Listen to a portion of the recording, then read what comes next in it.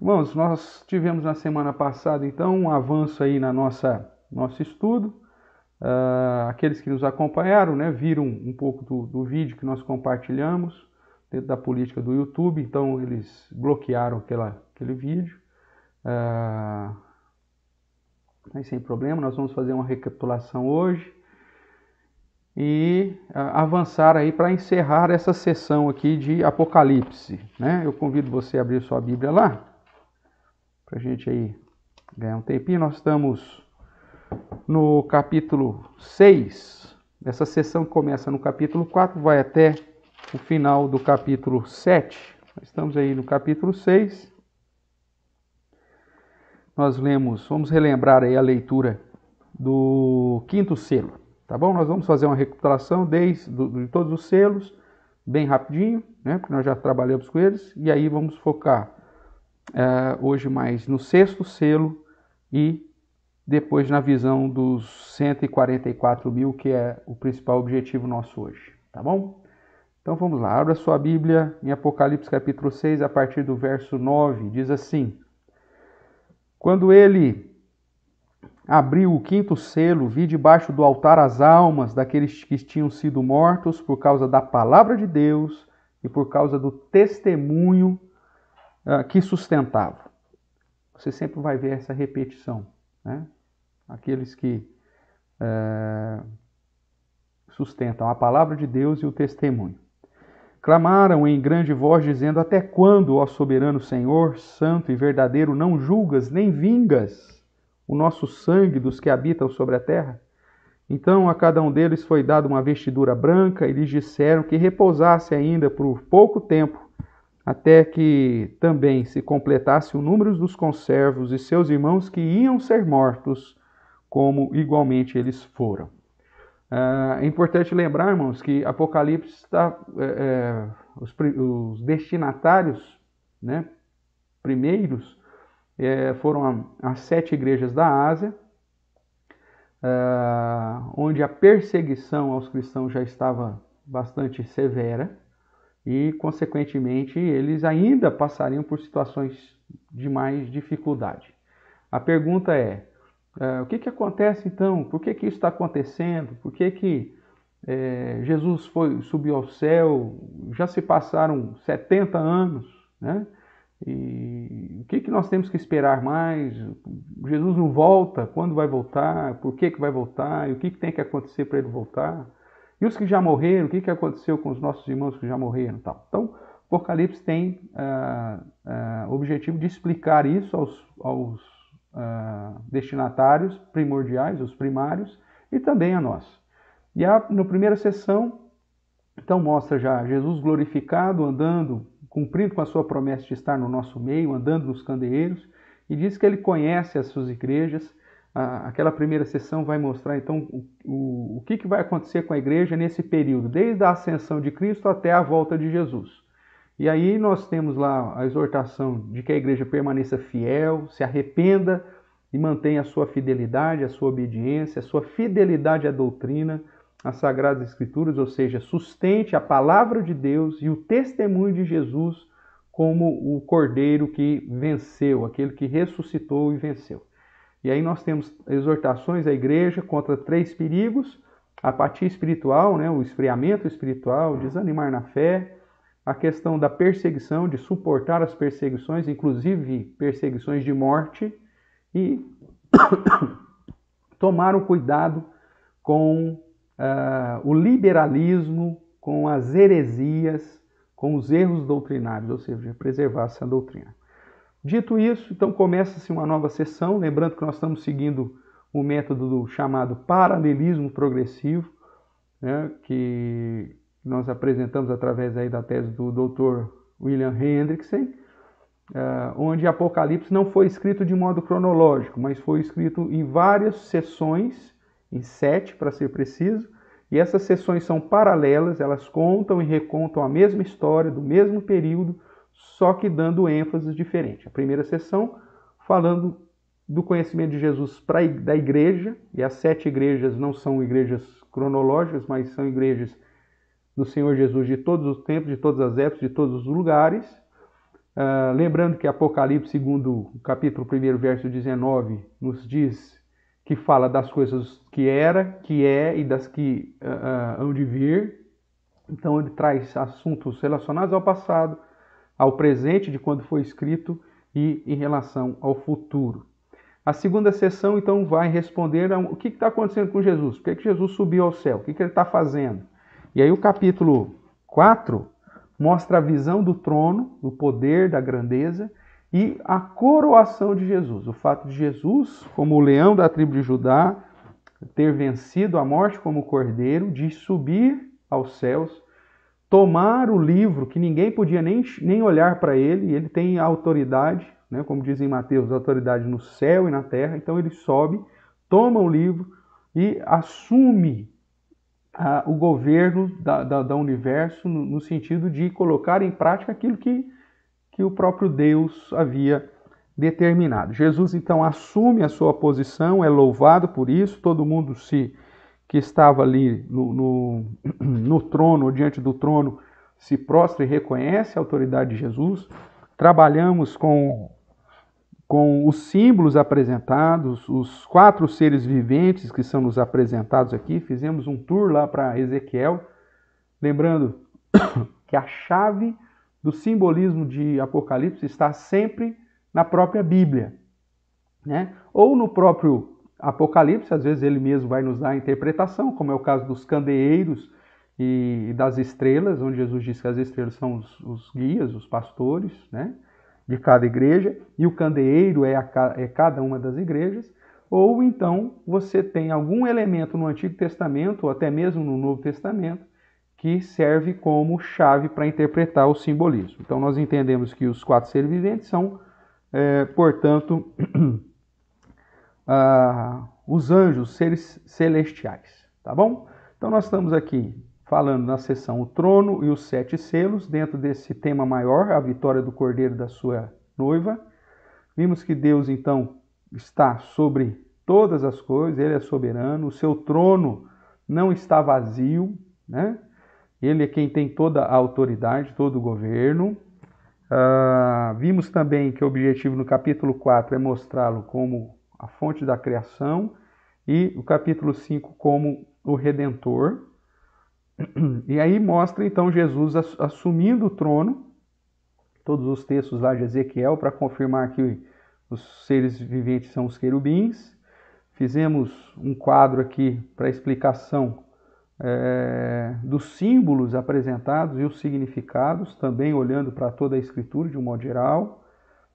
E entramos, portanto, no capítulo 5, mostrando que Jesus, então, assume esse trono, toma o livro selado e começa a abrir os selos, né?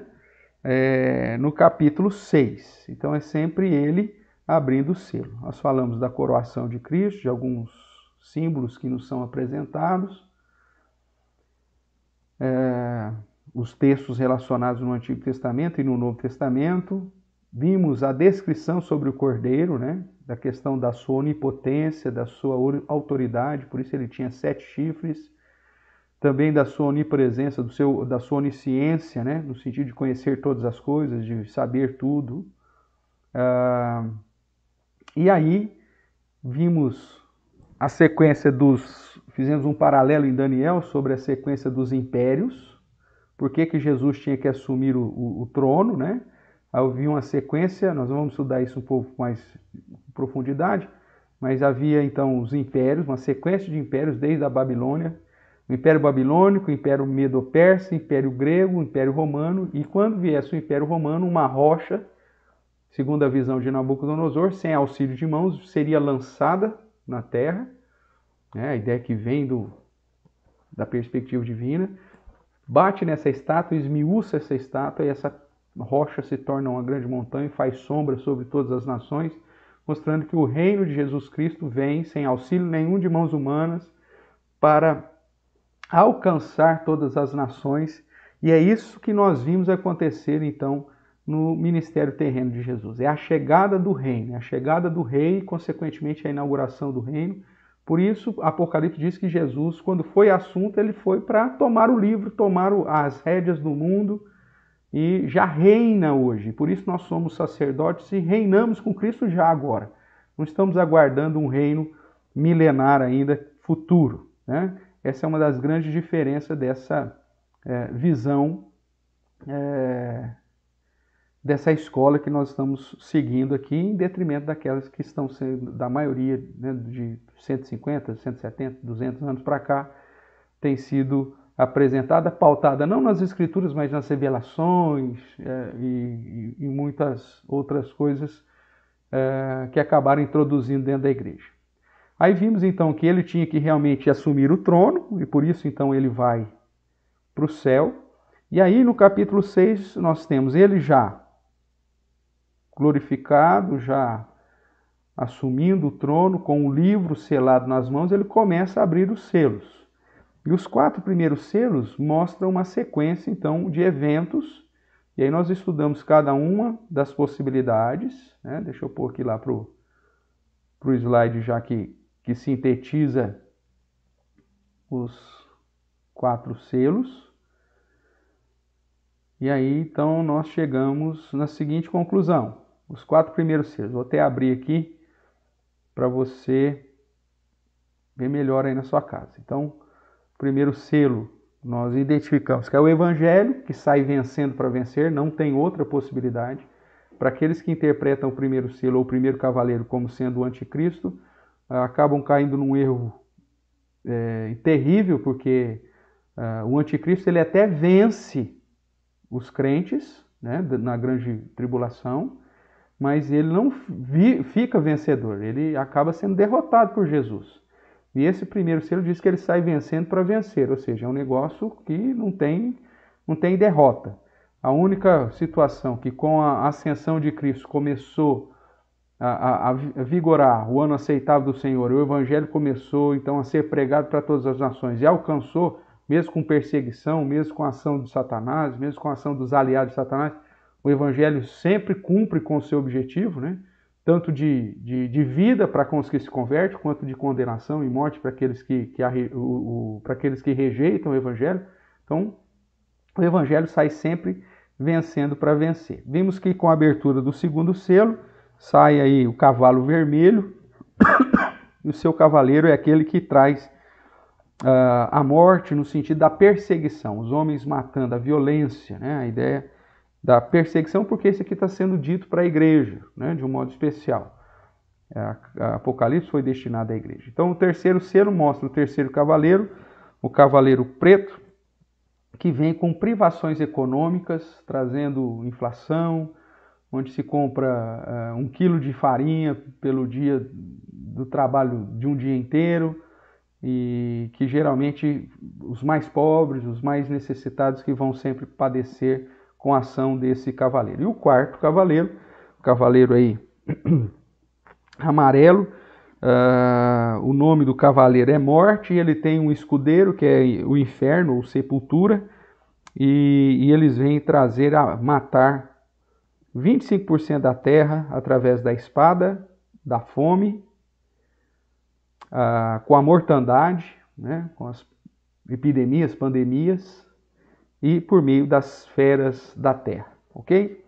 Então, nós já estudamos isso aqui. Vamos caminhar um pouquinho. No quinto selo, nós vimos a explicação do que aconteceu com aqueles que morreram, os cristãos que foram perseguidos. E mostra que eles estão diante de Cristo e que tem que aguardar o número daqueles que vão morrer por Cristo, dos mártires, ok? Então, tem que esperar o número dos mártires se cumprir. Tudo isso está debaixo do governo do Senhor, por mais terrível que pareça ser, Deus está no controle e tudo isso tem um motivo, tudo isso tem um porquê, ok? Vemos que essas almas já estão diante do trono do Senhor, já foram glorificados, ou seja, já foram vestidos de branco, e eles têm lá simplesmente que esperar, né?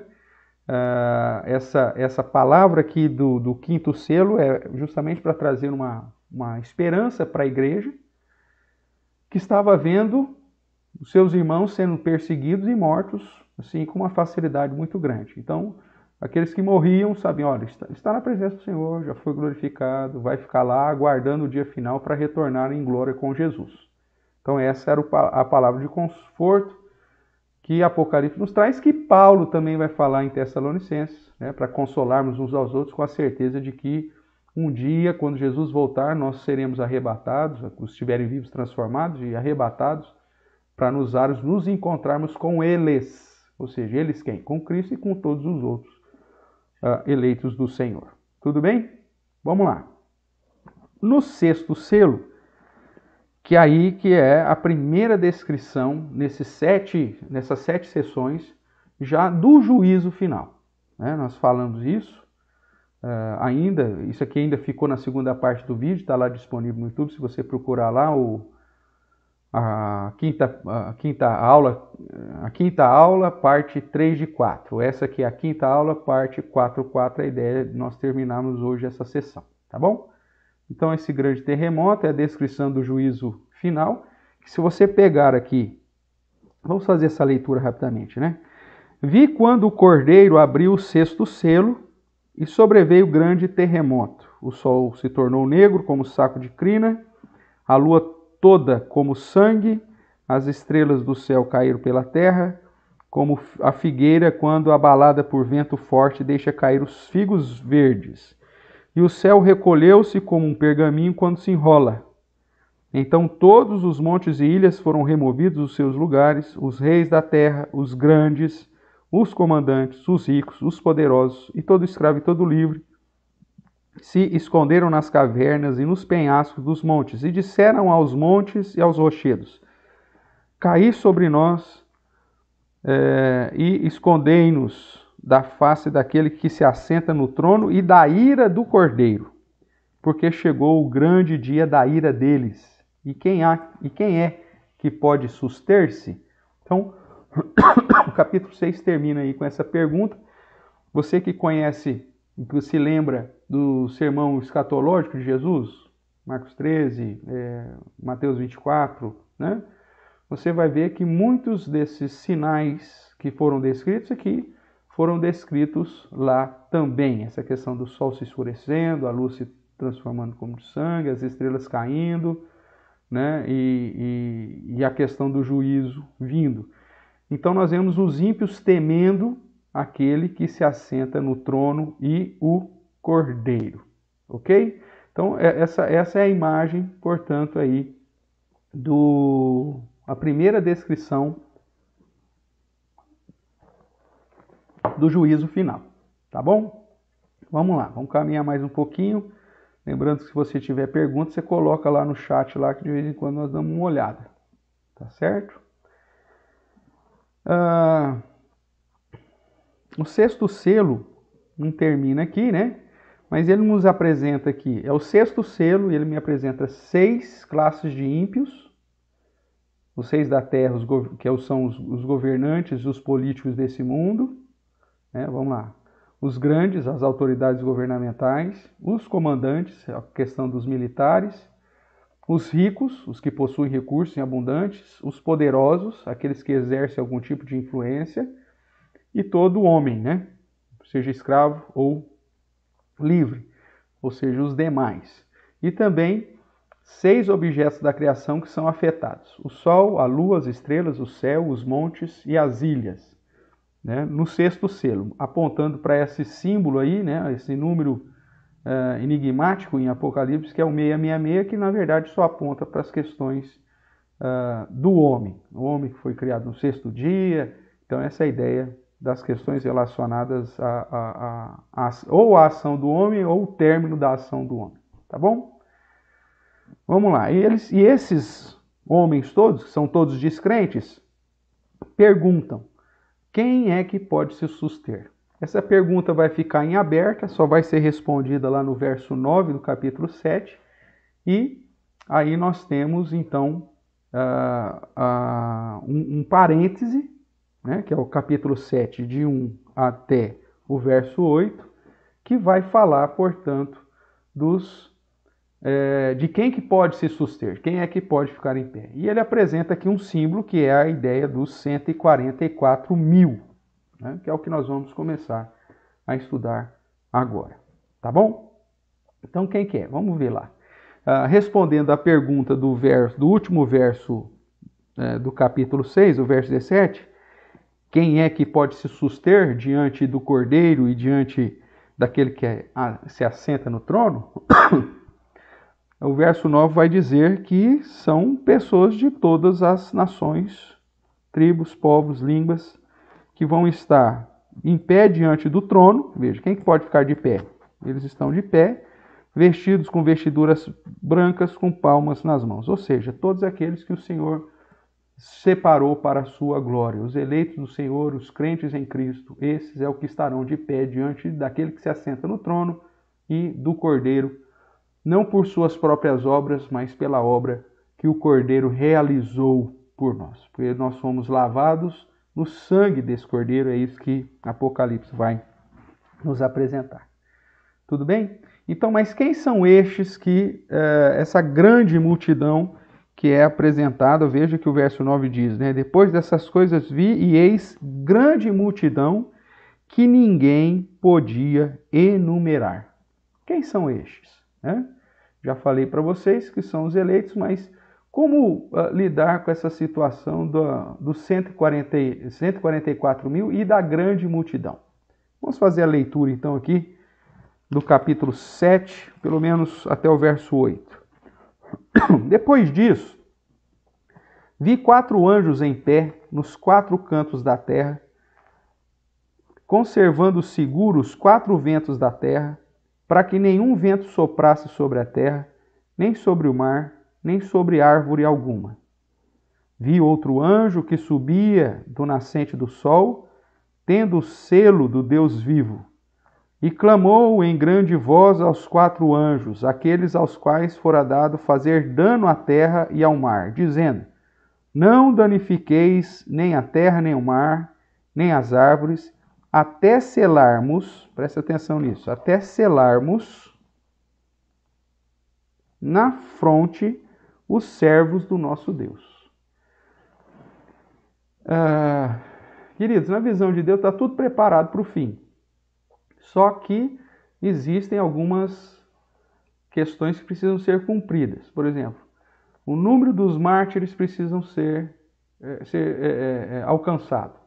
Então, o dia final só vai acontecer quando aquele que Deus determinou que morreria por causa da palavra e do seu testemunho chegasse no número que ele determinou. É isso que o capítulo 6 do 5º selo vai nos dizer. E aqui diz que está todo o cenário pronto para o grande julgamento, para o dia final, para o dia do juízo, que é isso que o capítulo 6 e o 6º selo nos apresenta. Só que não foi colocado em prática ainda, porque precisa algumas coisas. Uma delas é até selarmos na fronte os servos, o que está escrito aí no verso final, verso 3. Até selarmos na fronte os servos de quem? Do nosso Deus. O anjo falando para os outros: ó, gente, nós não espera aí, tem que esperar selar os servos do nosso Deus. Que selo é esse? Vamos ver daqui a pouquinho. Então, verso 4. Ouvi o número dos que foram selados. Opa, aí deram um número. Que era 144 mil. Então dá um número fechado. De todas as tribos dos filhos de Israel. E aí ele vai dar o nome das tribos. Da tribo de Judá foram selados 12 mil. Da tribo de Ruben, 12 mil. Da tribo de Gade, 12 mil. Da tribo de Azer, 12 mil. Da tribo de Naftali, 12 mil. Da tribo de Manassés, 12 mil. Da tribo de Simeão, 12 mil. Da tribo de Levi, 12 mil. Da tribo de Sacar, 12 mil. Da tribo de Zebulon, 12 mil. Da tribo de José, 12 mil. Da tribo de Benjamim foram selados 12 mil. Ok? Quando você olha para um contexto aí, você vai encontrar gente falando que esse número é literal. E aí nós temos um problema, né? Porque só a nossa geração, só de presbiteriano, nós somos cerca, aqui no Brasil, nós temos cerca de 1 milhão. Como que é só 144 mil? Que situação é essa? E mesmo algumas seitas, né? Tem um número muito maior do que isso, porque a tendência é que as seitas cresçam mesmo. Você vai ver isso aqui em Apocalipse. quanto maior a seita com mais condições de engano, né? Maior ela será, porque é uma ação específica, né? dos próprios aliados de Satanás. E aí o que acontece? Só as seitas têm muito mais que 144 mil. É um número pequeno comparado ao número de crentes, não é verdade?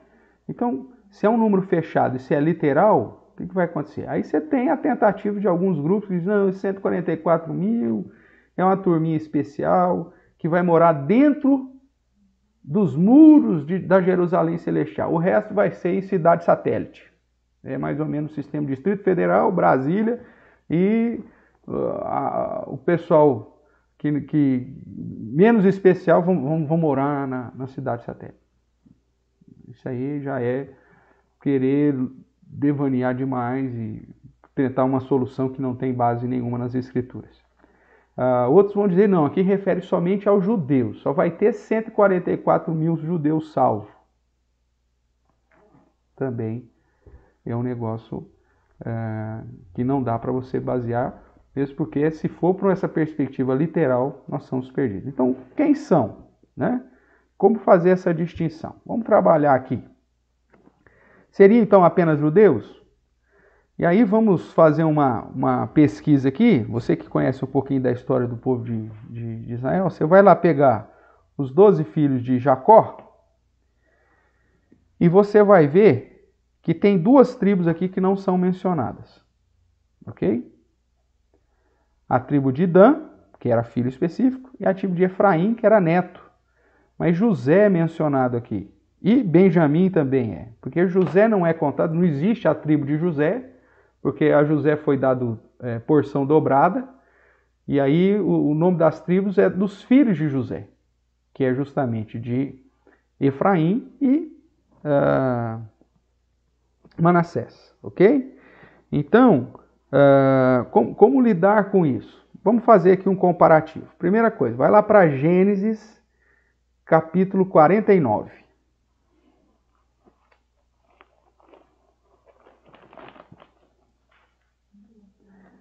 Gênesis capítulo 49, você vai ter a relaçãozinha aí dos filhos de Jacó.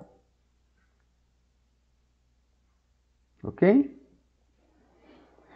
Eu vou chamar a atenção de alguns versos para você ver só o primeiro nome aí. Tá bom? Então, quem são os filhos de Jacó? Verso 3. Rúben. Por isso que está sempre com a primeira letra em negrito aí, para te ajudar. Então, filho de Jacó. 1. Rúben. 2. Simeão, no capítulo 5, no versículo 5. Terceiro, versículo 8. Judá. Quarto, versículo 13. Zebulon. Quinto, versículo 14. Issacar. Sexto, verso 16, Dan. O Dan não aparece aqui em Apocalipse. O Dan, se Apocalipse for literal, já era Dan. O Dan ficou de fora.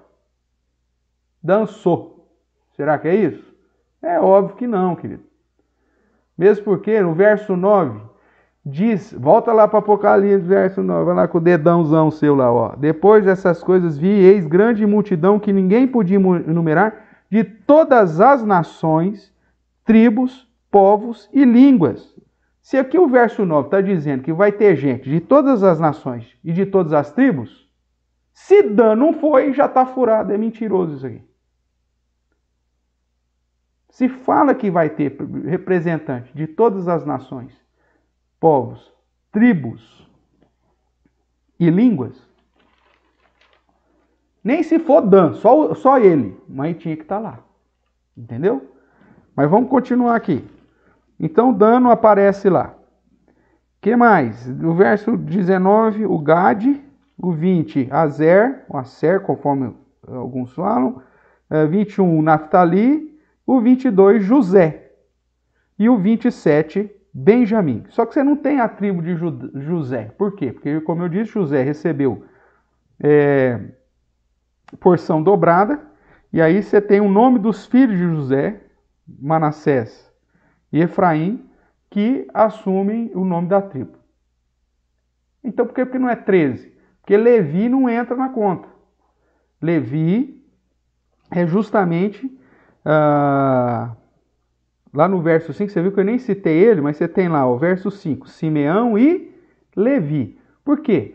Levi é a tribo sacerdotal. Só que lá em Apocalipse, Levi aparece, ok? Um outro texto que eu quero que você veja é Números, capítulo 1.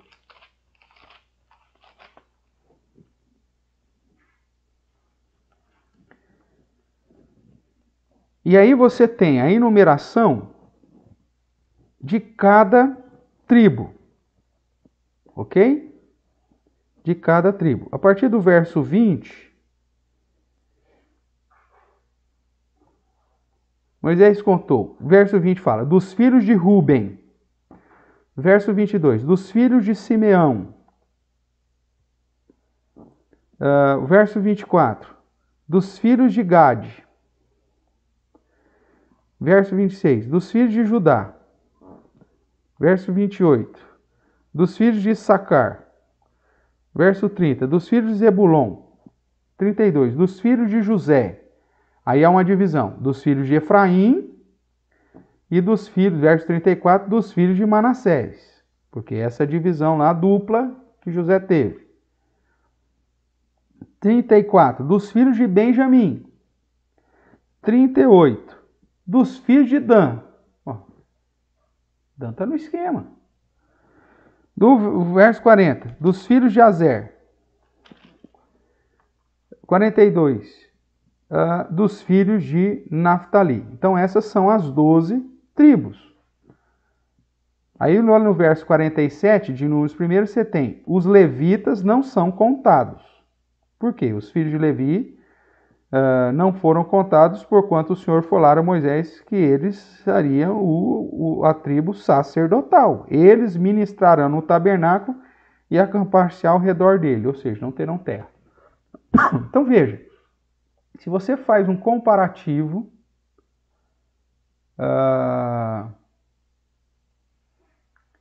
entre as tribos, os filhos de Jacó e as tribos de Israel, com a lista de Apocalipse 7, nós temos uma dificuldade. Por quê? Porque o objetivo da lista aqui de Apocalipse não é dar um número literal, é um simbolismo. É um simbolismo, ok? Então vamos lá, vamos tentar trabalhar um pouquinho aqui, nós vamos fazer depois um comparativo, mas vamos caminhar um pouquinho mais.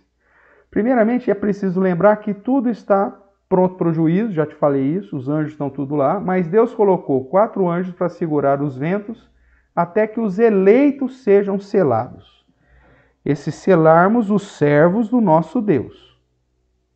Se é selarmos os servos do nosso Deus, é os crentes. Que selo é esse? Ok? Vai lá para Efésios, volta aí a sua Bíblia, vamos dar uma olhadinha aqui em Efésios, capítulo 1, verso 13 e verso 14. Lembrando que a chave para interpretar os símbolos de Apocalipse está na própria Bíblia. Efésios capítulo 1, eu vou ler a partir do verso 3, veja aí. Bendito Deus e Pai do nosso Senhor Jesus Cristo, que nos tem abençoado com toda a sorte de bênção espirituais nas regiões celestes em Cristo, assim como nos escolheu. Ele está falando dos escolhidos. Nele, antes da fundação do mundo, para sermos santos e repreensíveis perante Ele, e em amor nos predestinou para Ele, para a adoção de filhos por meio de Jesus Cristo, segundo o beneplácito da sua vontade. Então, aqui está falando daqueles que Deus escolheu antes da fundação do mundo, os eleitos, os chamados predestinados. Para aqueles que não acreditam na doutrina da predestinação e eleição, aqui é um dos versos berços, como Romanos 9 também é, que falam sobre essa doutrina. Não tem como você fugir disso. Agora, como que esses eleitos são chamados, são alcançados, são selados? Ok? Vamos lá, verso 13 então. Em quem também vós, depois que ouvistes a palavra da verdade, ele vai dizer qual que é a palavra da verdade, o evangelho da vossa salvação, tendo nele também crido, fostes o quê? O que está escrito aí? Selados com o Santo Espírito da promessa, o qual é o penhor da nossa herança, até ao resgate da sua propriedade em louvor da sua glória. E perdão. E a carta de Paulo a Efésios vai nos falar mais ainda dessa eleição, que nós somos salvos pela graça, não somos salvos pelas obras, e que esse selo de Deus então é colocado em nós à medida que nós ouvimos o Evangelho, cremos nesse Evangelho, fruto da fé que o próprio Deus nos dá, e aí então somos selados com o Santo Espírito. Então, voltando aqui para Apocalipse.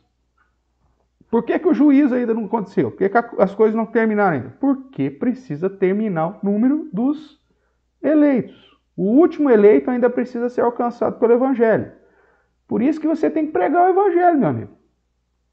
Ninguém está com a etiquetinha pendurada na olheira, o número tal de eleito, ou escrito na testa. Não sabemos, nós temos que pregar para todo mundo até que o último eleito seja alcançado.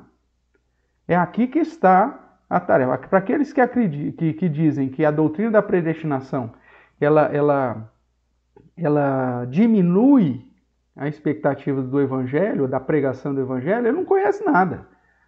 Porque, pelo simples fato, nós sabemos que já existem pessoas escolhidas que precisam ser alcançadas com o Evangelho para serem seladas, e sendo selado o último, termina o jogo. Então, a atividade evangelística, missionária, de pregação do Evangelho a toda criatura, é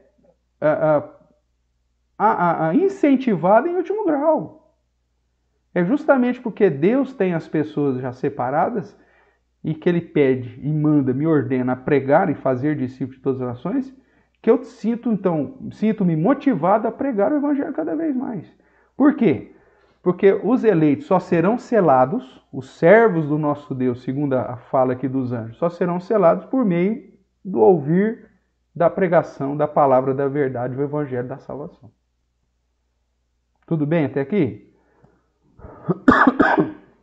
Então, vamos caminhar mais um pouco. Então, veja, que selo é esse que ele está falando? É justamente o chamado, a vocação, através do Evangelho e os eleitos se convertendo. Vamos lá.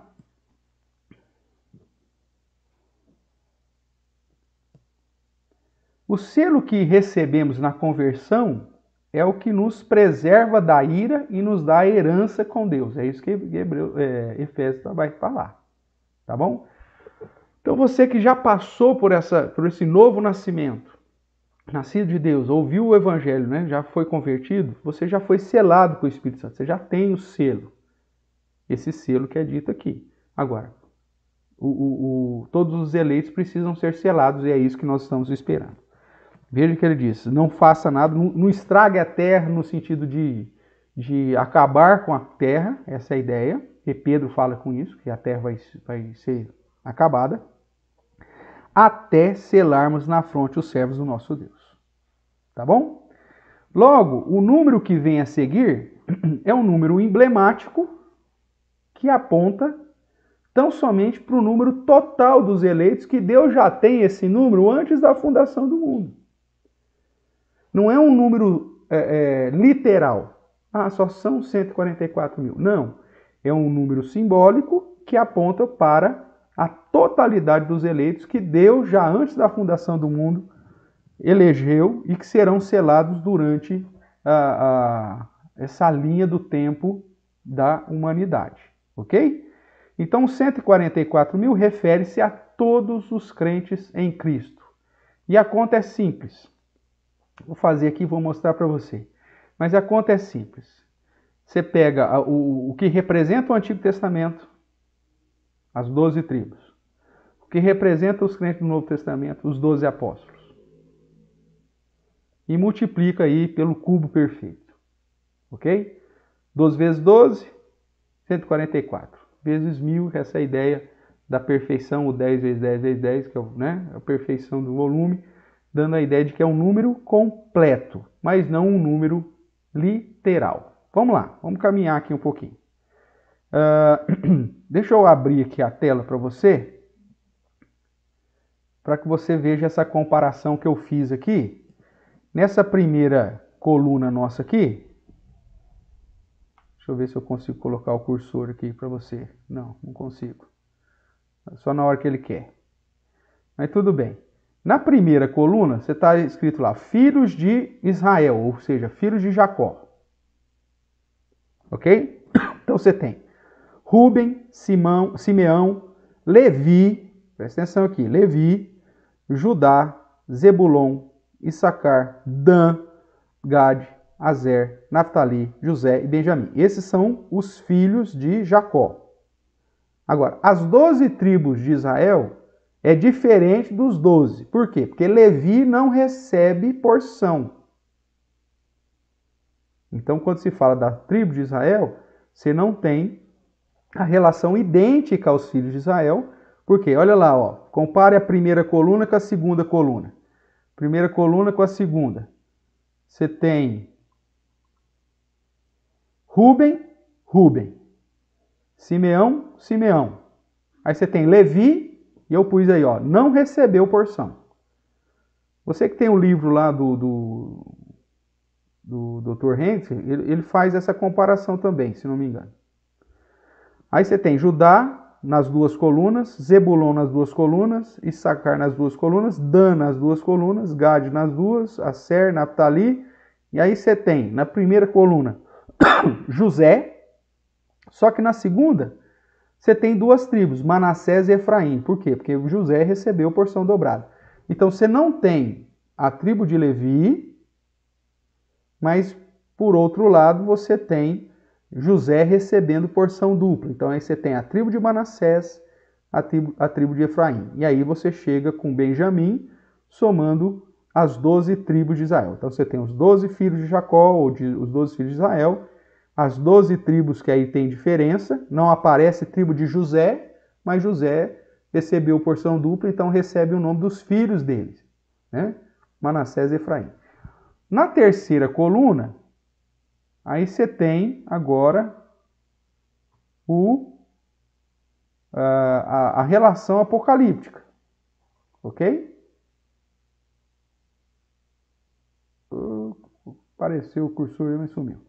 Mas vamos lá, terceira coluna, relação apocalíptica. Você tem lá na relação aqui do verso de Apocalipse capítulo 7, Rúben aparece, Simeão aparece, Levi aparece, Judá, Zebulon e Issacar, Dan não aparece.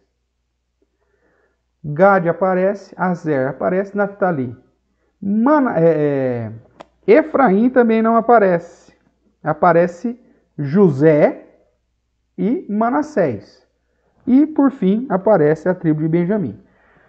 Então, veja, essa relação de Apocalipse, ela não é uma relação que tem o objetivo de apresentar literalmente as 12 tribos de Israel e nem muito menos os 12 filhos de Jacó.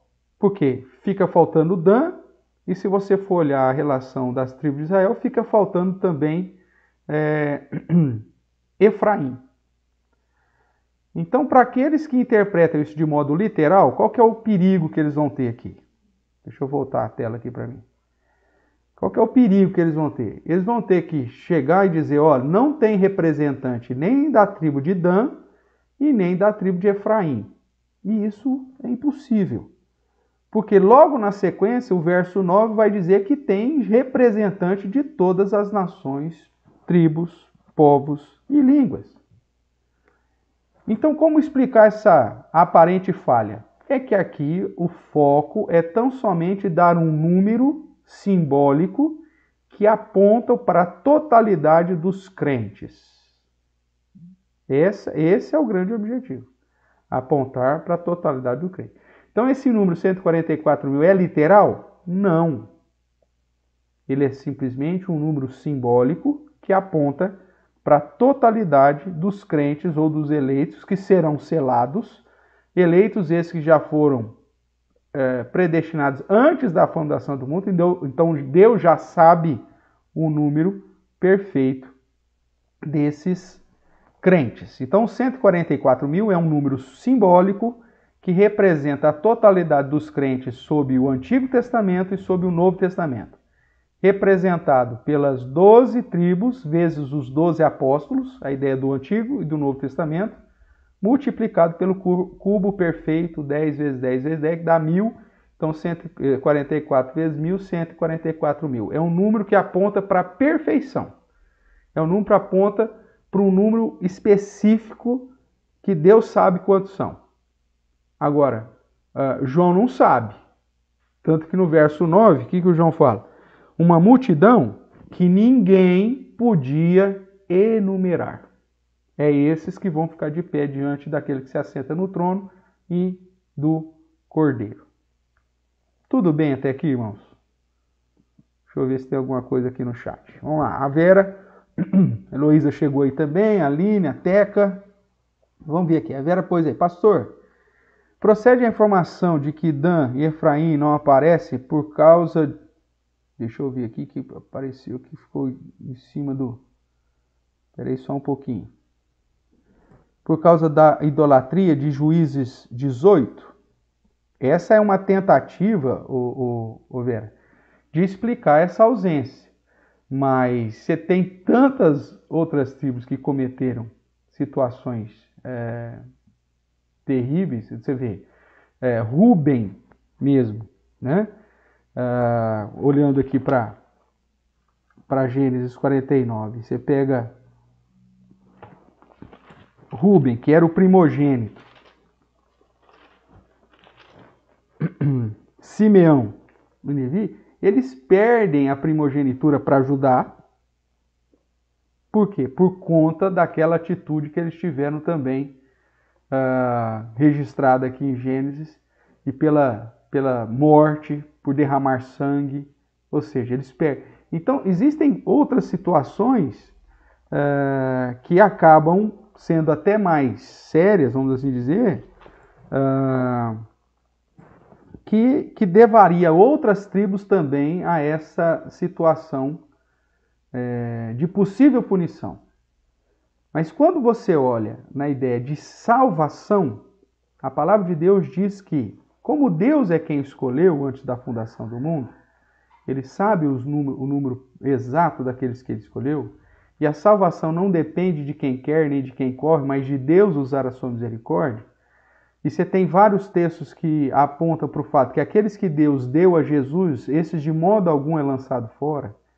E textos que dizem que, inclusive, se eu pecar, como eu não sou salvo pelas minhas obras, mas pela obra de Cristo, o fato do meu pecado não me impede, porque Jesus já pagou por isso.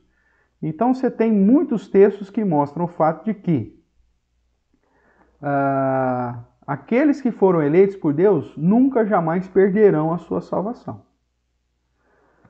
E que as tribos de Israel fazem parte desse corpo, pelo menos no início, de eleitos do Senhor. Quando você volta aqui para Apocalipse, o capítulo 7, verso 9, que diz que tem representante de todas, então você não pode excluir essa possibilidade. Aquela geração foi condenada pela idolatria. Você vai para Ezequiel 18, diz que o filho não é responsável pelo pecado do pai e o pai não é responsável pelo pecado do filho. Então, mesmo que uma geração inteira, como aconteceu com a geração que morreu no deserto, de todas as tribos. Mesmo que aquela geração não entrou em Canaã, né, e recebeu uma punição e morreu no deserto, os filhos dessa geração não vão pagar pelo pecado deles. Então, dizer que não vai ter nenhum representante, nem de Dan, nem de Efraim, por conta do pecado de uma geração, você está indo contrário toda a revelação bíblica dessa questão da soteriologia, ou seja, da doutrina da salvação, na perspectiva de que Deus é soberano e que a salvação depende tão somente do próprio Deus, ok? Então, essa tentativa de dizer que aquela geração de Dan, de Efraim lá, por conta da idolatria, aniquila a possibilidade de ter um só representante deles para ser salvo, é uma visão totalmente que despreza a graça de Deus, a soberania de Deus, e muitas vezes é uma tentativa, por quê? Porque na visão desses grupos que assim procedem, a salvação depende do homem. É o homem que vai alcançar a sua própria salvação, que a salvação não é fruto dessa ação soberana de Deus elegendo antes da fundação do mundo. Então veja, uma doutrina vai enroscando as outras e aí eu tenho que tentar uma solução. Mas essa solução acaba ferindo outros princípios que diz que vai ter representante de todas as nações, tribos, povos e línguas em pé diante do trono e diante do Cordeiro. Espero ter te respondido. Tá bom? Vamos caminhar então mais um pouquinho aqui. Caso, uma possibilidade, refere-se apenas aos judeus, nós teríamos que declarar que não há salvos da tribo de Dan e nem da tribo de Efraim. O que conforme, ou se a gente usa José, não, mas José está falando de Efraim. Então essa possibilidade usou o nome José, mas José aqui refere-se a Efraim, então nós só teríamos um problema com Dan. E aí nós teremos então a dificuldade de falar que não teríamos representante dessa tribo, o que eu já argumentei aqui que seria um erro, porque a Bíblia diz que teremos. Tudo bem? Podemos caminhar? Então vamos lá.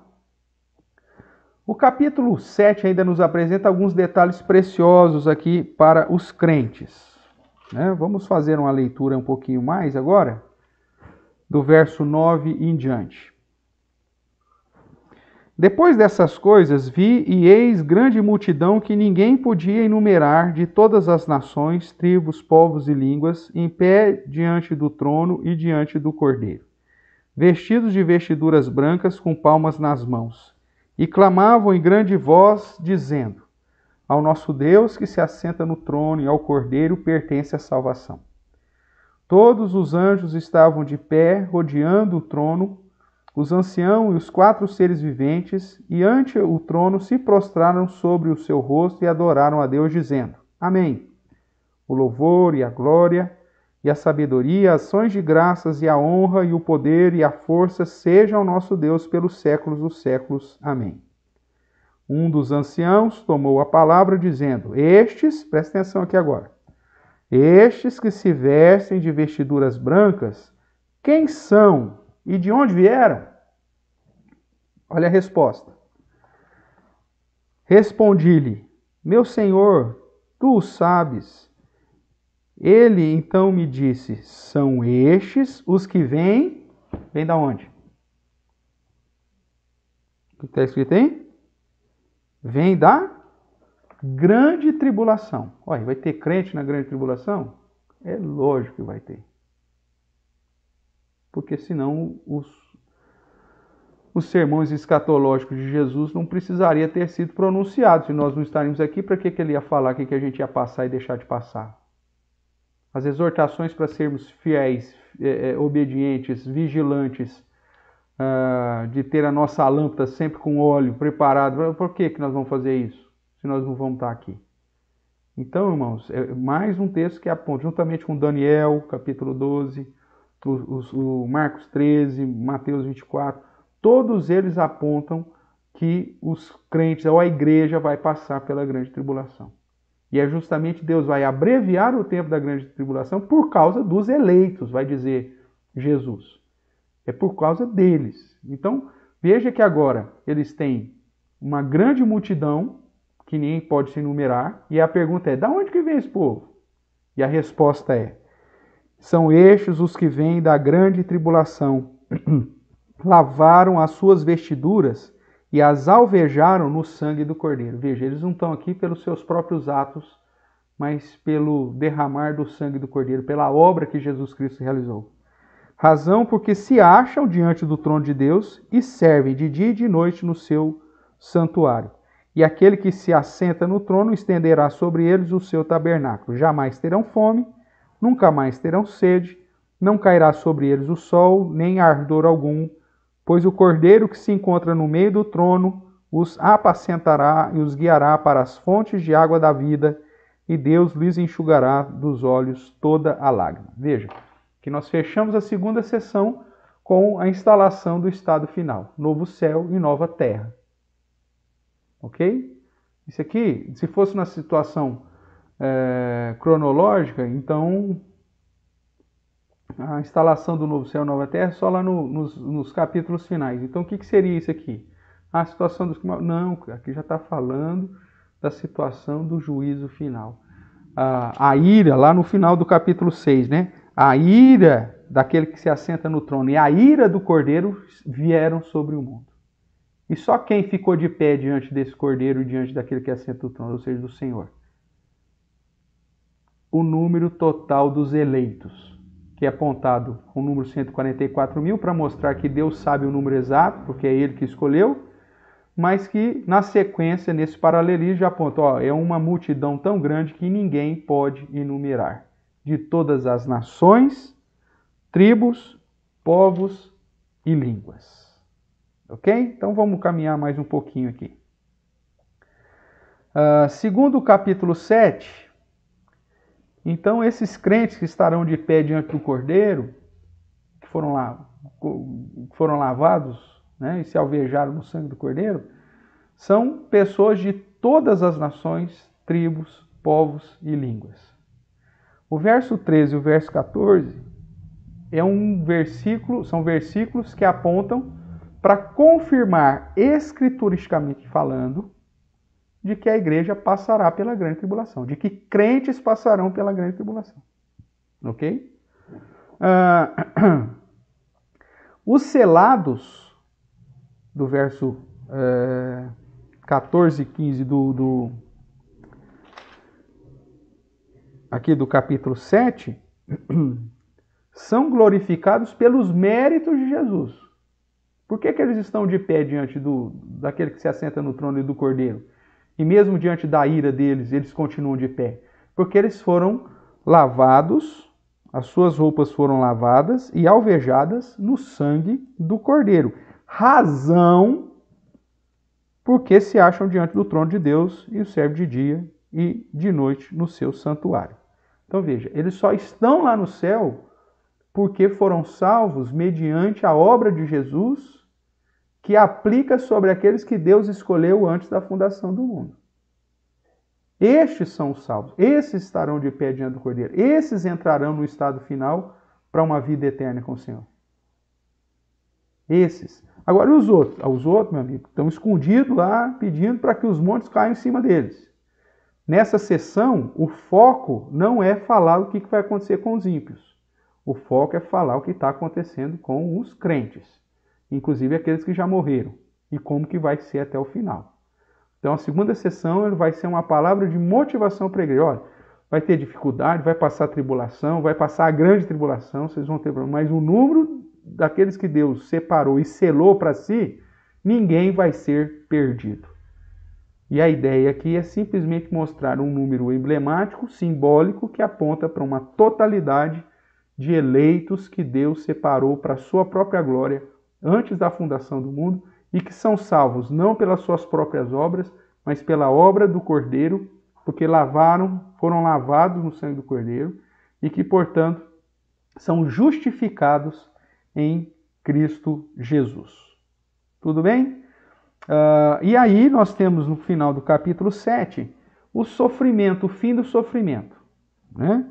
Deus nos enxugará dos olhos toda a lágrima, não tem mais calor, não tem mais fome, não tem mais sede, não tem ardor algum, e Deus estará conosco, né? O Cordeiro se encontrará no nosso meio, nos guiará às fontes de água da vida, a ideia da vida eterna. Então o sofrimento termina, que já é então a visão do estado final, novo céu, nova terra, tá? Nova Jerusalém. E assim termina a segunda sessão. Veja, fala sobre 7 selos, mas nós ficamos no 6º. E termina a história dessa sessão. Por quê? Depois você vai ver a abertura do 7º selo no começo do capítulo 8, porque o 7º selo, na verdade, já abre as trombetas, porque é algo que sobrepõe, cada sessão se sobrepõe uma à outra, porque são sessões paralelas e não sessões cronológicas. Tudo bem? Então, os cavaleiros que são abertos com os 4 primeiros selos, eles estão já em ação, simultaneamente, desde a ascensão de Cristo até a volta de Cristo. O 5º selo, obviamente, né, já está acontecendo, porque os crentes que já morrem já estão na presença de Deus, e o 6º selo, que aponta para o dia final, então esse aqui ainda nós estamos aguardando, apesar de estar tudo pronto. Os anjos estão lá só segurando, esperando que se complete o número dos eleitos, para que então venha o fim. Tudo bem até aqui, irmãos? Assim, então, a gente encerra essa segunda sessão do livro de Apocalipse, né? Mostrando que o objetivo de João aqui é responder para a igreja o que estava acontecendo com aqueles que morreram e qual que é o procedimento, o que vai acontecer com aqueles que estiverem vivos, inclusive para passar pela grande tribulação. Esse texto confirma, portanto, a ideia de que a igreja passará pela grande tribulação. Vamos dar uma olhadinha aqui, eu acho que nós temos mais perguntas. Deixa eu olhar. Pastor, nós podemos afirmar, acertado e categoricamente, que quem está no livro da vida jamais dele sairá, e quem nele, no livro, não está, nunca entrará? Sim, é isso que a Bíblia nos afirma. Porque eu não entro pelos meus méritos, né? Salvação não é não por obras para que ninguém se glorie. A salvação nós somos salvos pela graça, mediante a fé. Essa fé, segundo Efésios 2:8, não vem nem de mim. Esta fé não vem de vós, é um presente de Deus. É que o termo lá traduzido por dom de Deus confunde com o dom da fé. E nós já vimos que existe 4 tipos de fé.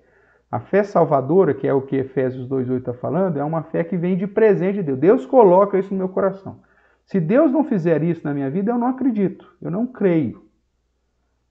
Então, a salvação é pela graça, mediante a fé. Essa fé não vem de vós, é um presente de Deus, não de obras, para que ninguém se glorie.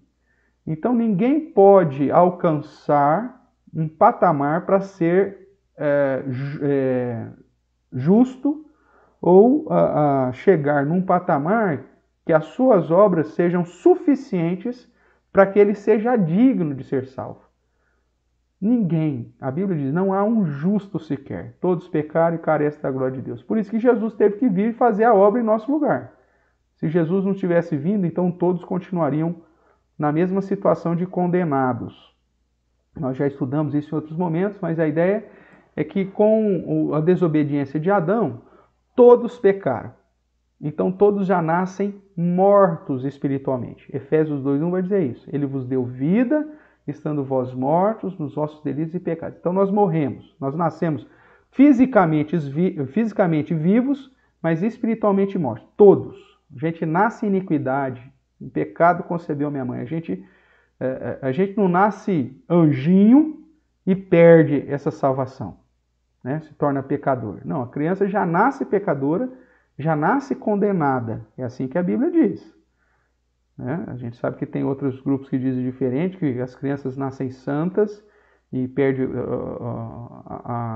a inocência. Não é nada disso. Já nasce, meu irmão, é bonitinho e tal, não sei o quê, mas já nasce condenado. Está morto espiritualmente. Então, se Deus não tivesse feito absolutamente nada para a nossa redenção, todos nós seríamos condenados. Nós nascemos condenados. Então, aquela ideia, Deus manda alguém para o inferno? Não, Deus não manda ninguém para o inferno. Todos nós já nascemos no inferno. A diferença é que, pela graça de Deus, ele tira alguns. Mas por que ele não tira todos? Aí é a vontade de Deus. E ele não tira simplesmente porque ele perdoa um e não perdoa o outro. Jesus pagou o preço pelos seus. Por isso que Jesus diz, eu não rogo pelo mundo, mas eu rogo por aqueles que o Senhor me deu, lá em João 17. Que é um grupo específico. Né? Uma eleição limitada a um grupo específico por quem Cristo morreu, que é aqueles que são selados. Os 144 mil, não no sentido literal, mas num número específico, num número fechado, num número que Deus sabe quem é. Então nós podemos sim afirmar, acertada e categoricamente, que quem é contado no livro da vida, foi escrito no livro da vida, antes da fundação do mundo, escolhido por Deus, não pelas minhas obras, mas tão somente pela vontade daquele que chama, esses de modo algum serão retirados desse livro e ninguém vai ser acrescentado. Agora, nós já estudamos isso também aqui nessa sequência de Apocalipse, que existem alguns tipos de livros diferentes. Quando Moisés pede para ser riscado do livro da vida, né, na verdade é do livro dos vivos, ou seja, é para que ele morresse, não que fosse retirado do livro da salvação, que é outro 500. Então nós já trabalhamos com isso e vimos essa sequência aí confirmando em outros textos. Beleza? Irmãos, segunda sessão é isso. O que você então tem que guardar dessa segunda sessão do Apocalipse? Jesus está no trono, ele é soberano, ele está já reinando hoje. Nada que acontece fora da sua permissão ou da sua vontade suprema. O Evangelho vai crescer e vai alcançar todas as nações? Sim, por isso nós temos que pregar. Pregar para que isso aconteça e para que o número dos eleitos se complete. Por isso você tem que pregar o Evangelho. Você que nunca falou de Jesus para ninguém, você tem que... Se você realmente é um salvo em Cristo, crente em Cristo, se você foi selado pelo Espírito Santo, meu amigo, você tem que pregar o Evangelho. Outra coisa, vão vir perseguições? Sim. Aquilo que nós falamos semana passada, a perseguição aumenta a minha fidelidade? Não. Conforme a minha fidelidade aumenta a perseguição. Se você não está sendo perseguido porque você é cristão, é que talvez você não esteja vivendo o verdadeiro cristianismo. Se a sua pregação não tem confrontado o mundo, não tem confrontado a prática mundana, não tem confrontado o pecado e não tem conduzido as pessoas ou aceitar a Cristo verdadeiramente ou recusá-lo definitivamente, então é porque a sua mensagem está furada. Você está pregando um outro Jesus, você está pregando um outro cristianismo. Um cristianismo do né? Um cristianismo do tolera todas as coisas. Ok? Não é isso. Você tem que pregar a verdade. E você pregando, todos aqueles que querem viver uma vida piedosa em Cristo serão perseguidos. Meu amigo. Você vai ter que uma hora sair de cima do muro. As pessoas vão falar, o que você acha disso? Meu amigo, a Bíblia diz tal coisa. Nossa, mas isso é fanatismo. Mas é o que eu creio, porque a Bíblia diz. O que você fala dessa situação de tolerância a práticas de tudo quanto é sorte? A gente tem que amar todo mundo. Não, meu amigo, a Bíblia diz que isso é pecado. Diz que isso aí confronta o Criador. Nossa, que intolerância. Então veja, se você quer assumir um compromisso com Cristo, você vai ser chamado de intolerante, você vai ser chamado de fanático, vai acontecer tudo isso. E as pessoas vão te perseguir. Você não vai ser chamado mais pro coquetel. Fazer o quê? Você já foi convidado pro grande banquete das bodas do Cordeiro, meu amigo. Qual que é o problema de você não participar da vida social da turminha aí do uísque aí? Da turminha do caneco. Né? Não, meu amigo, eu não faço isso. A minha vida tem que ser vivida para glorificar Deus. Mas o que é isso? Você está louco? Todo mundo faz. Cuidado. Cuidado. Outra coisa que você precisa aprender nessa sessão. Situações adversas virão sobre a igreja. Nós vamos passar por dificuldades? Vamos. Podemos passar por perseguição? Sim. Podemos ser alvos de situações de morte? Sim. Pandemias vão pegar os crentes também? Vão. Tudo isso pode acontecer? Pode. Situação financeira minha vai ser ruim? Pode ser. E às vezes pelo fato de você ser crente vai ser pior. Porque você não vai poder entrar no esquema. Depois nós vamos falar mais à frente sobre essa questão do selado na fronte, né? Quando for falar do sinal da besta, porque o sinal da besta é na fronte ou na mão. E aí nós vamos entender o que significa isso. e desmitificar aquela ideia lá, é um chipzinho que vai pôr na testa, um chipzinho que vai pôr na mão. Se fosse isso, seria a coisa mais fácil do mundo para burlar, né? Nós vamos falar isso mais para frente. Mas a ideia de ser selado na fronte, irmãos, é o modo de você pensar. E o modo do cristão pensar é diferente do modo liberal, herético, mundano, e isso vai gerar perseguição. Então você pode ter problemas, inclusive, de privações econômicas por causa disso? Claro, claro. Não sei se você se lembra, eu tenho aqui mais alguns minutos, não sei se você se lembra um caso que aconteceu nos Estados Unidos, quando determinado estado lá exigiu que os juízes fizessem os casamentos homossexuais. Aí tinha um juiz crente lá que ele se recusou a fazer o casamento homossexual. Aí o Estado falou, você tem direito a crer naquilo que você crê, mas como funcionário do Estado, se eu determinei você fazer, você tem que fazer. Aí o que o cara fez? Pediu para ser mandado embora. Deixou de ser juiz. Imagina o prejuízo financeiro que esse cara teve.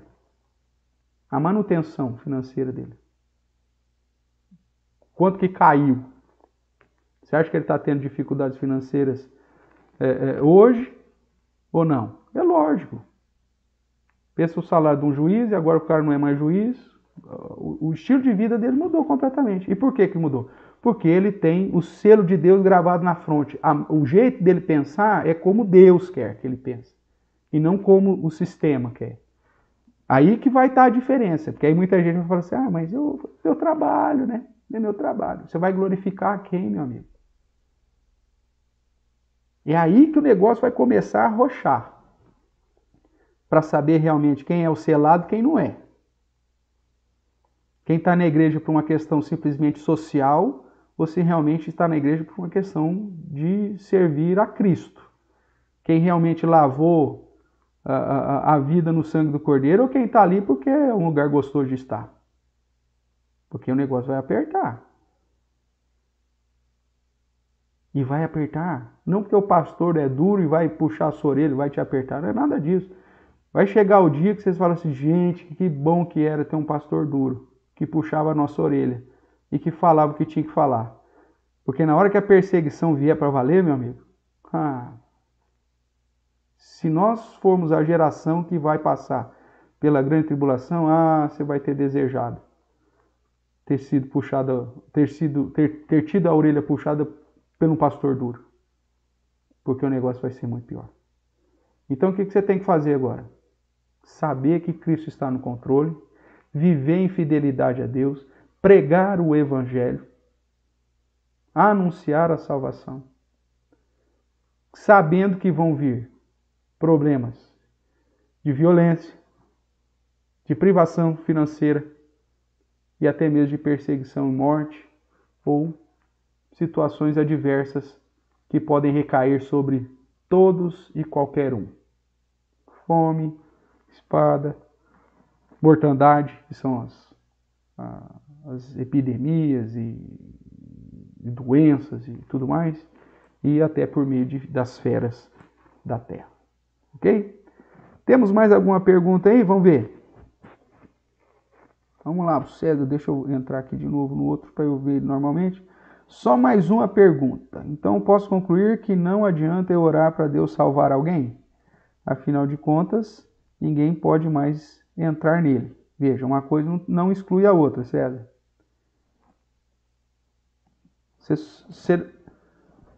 Vamos pensar na questão da oração. A pessoa ela pode ser chamada até o último segundo de vida dela. Ok? Enquanto há vida, você não sabe o que pode acontecer.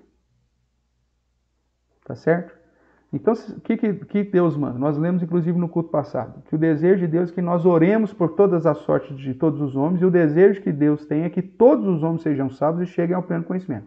Então, você deve orar pelas pessoas até o último momento? Sim, você tem que orar quantas vezes for preciso, quantos anos forem necessários, quantos anos foram precisos. Você pode, às vezes você vai orar por pessoas a vida inteira, e no leito de morte a pessoa reconhece Jesus como seu Senhor.